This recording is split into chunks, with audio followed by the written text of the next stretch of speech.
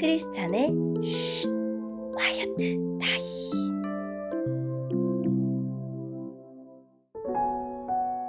샬롬!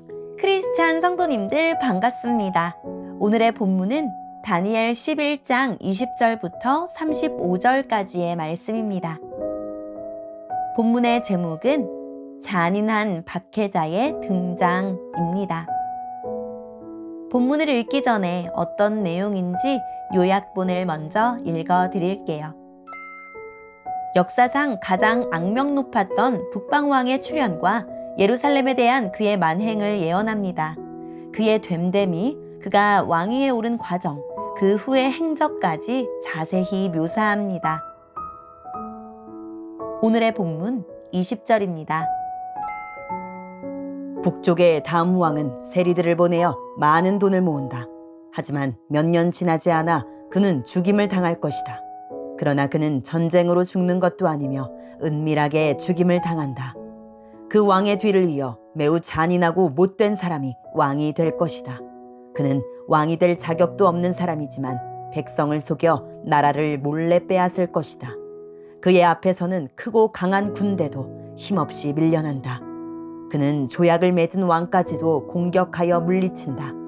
여러 나라들이 그와 조약을 맺으나 그는 그 나라들을 속이며 적은 백성을 거느리고도 큰 권세를 누릴 것이다.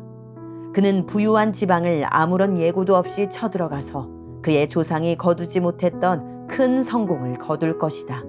그는 자기가 정복한 나라들에서 빼앗은 물건을 자기를 따르는 사람들에게 나누어 준다. 그는 요새들을 물리칠 계획을 세우지만 잠시 동안만 성공한다. 그는 힘과 용기를 내어 남쪽 왕을 치려고 큰 군대를 일으킬 것이다. 남쪽 왕도 매우 크고 강한 군대를 일으켜 전쟁을 준비한다. 그러나 남쪽 왕은 북쪽 왕의 작전에 휘말리고 말 것이다.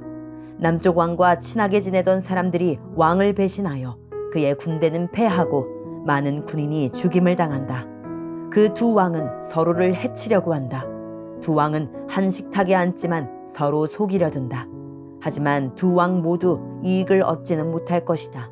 왜냐하면 그들의 멸망의 때를 하나님이 정해 놓으셨기 때문이다. 북쪽 왕은 많은 재물을 가지고 거룩한 언약을 어기고 자기 마음대로 행동하며 그의 나라로 돌아갈 것이다. 정한 때에 북쪽 왕이 다시 남쪽 왕을 공격하게 된다. 그러나 이번에는 전처럼 성공하지 못할 것이다. 그를 치려고 서쪽에서 배들이 오는 모습을 보고 그는 두려워서 되돌아간다. 돌아가는 길에 거룩한 언약을 지키는 하나님의 백성에게 화를 내며 그와 반대로 거룩한 언약을 저버린 사람들을 소중히 여긴다. 북쪽 왕이 군대를 보내어 예루살렘 성전을 부정하게 만들 것이다. 백성이 날마다 바치는 제물을 바치지 못하게 하며 멸망에 역겨운 것을 세울 것이다. 언약을 어긴 사람들은 아첨으로 더럽혀질 것이지만 하나님을 아는 사람들은 강해질 것이고 용감해질 것이다. 지혜로운 사람들이 많은 사람을 가르치지만 그 가운데는 칼에 죽고 화형을 당하고 사로잡히고 약탈을 당하는 사람이 있을 것이다. 이러한 일이 여러 날 동안 계속된다. 지혜로운 사람들은 고통을 당할 때에 약간의 도움을 받겠지만 많은 사람들이 그들을 거짓으로 도울 것이다. 지혜로운 사람 중에 얼마는 죽임을 당하게 된다. 어려운 때는 오지만 이 일 때문에 그들은 강해지고 순결해지며 마지막 때에 흠이 없게 된다. 하나님이 정하신 마지막 때는 여전히 온다. 아멘. 오늘의 본문을 통해 이해할 수 있는 부분은 무엇일까요? 셀류쿠스 4세는 12년간 매년 금 1만 달란트를 로마에 바칩니다. 총리 헬리오도루스는 예루살렘 성전에서 세금을 걷다가 실패하고 셀류쿠스 왕과 갈등을 겪다가 그를 독살합니다. 안티오쿠스 4세는 왕위에 오를 서열이 아니었고 심지어 로마의 볼모로 잡혀 있었습니다. 그는 교묘하게 정적을 제거하고 주전 175년에 셀류쿠스에 이어 왕위에 오릅니다. 안티오쿠스 4세는 이집트 톨레미 6세와 3번 전쟁하는데 22절에서 24절은 1차, 25절에서 28절은 2차 전쟁을 묘사합니다.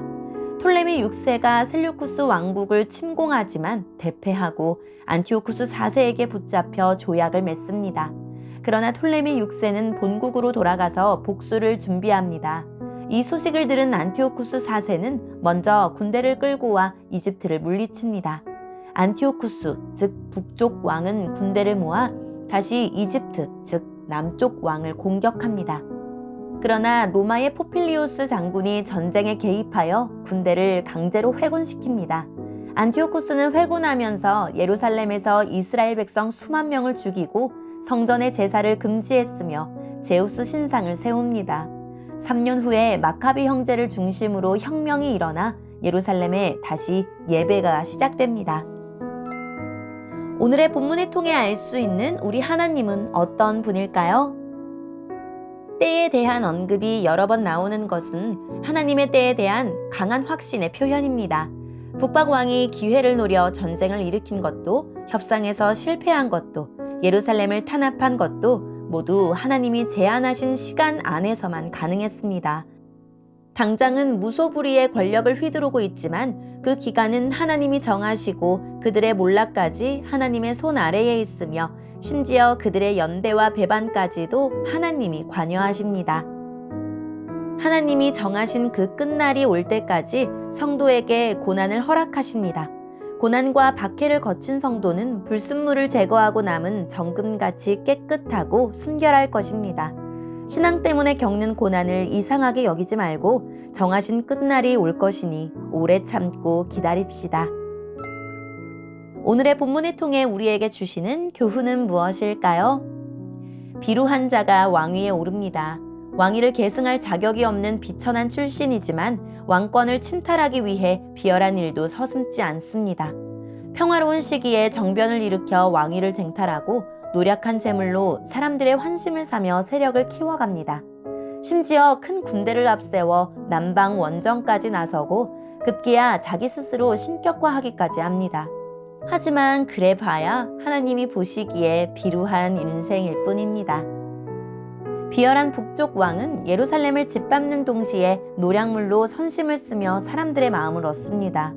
그러나 그의 악행에 굴복하지 않는 지혜로운 지도자들과 용감한 백성이 있습니다. 세상이 끊임없이 유혹하는 지금 나는 어느 편에 서 있습니까? 박해와 유혹은 우리의 믿음이 참인지 거짓인지 선명하게 드러내는 시금석입니다. 오늘의 본문을 통해 각자에게 주시는 성령 하나님의 음성에 귀를 기울이며 살아계신 하나님, 세상 유혹에 넘어지지 않게 하시고 정결한 신앙을 지키게 해주세요 라고 기도하고 오늘도 말씀을 붙잡고 믿음으로 살아갑시다. 여기까지 크리스찬의 quiet time 이었습니다.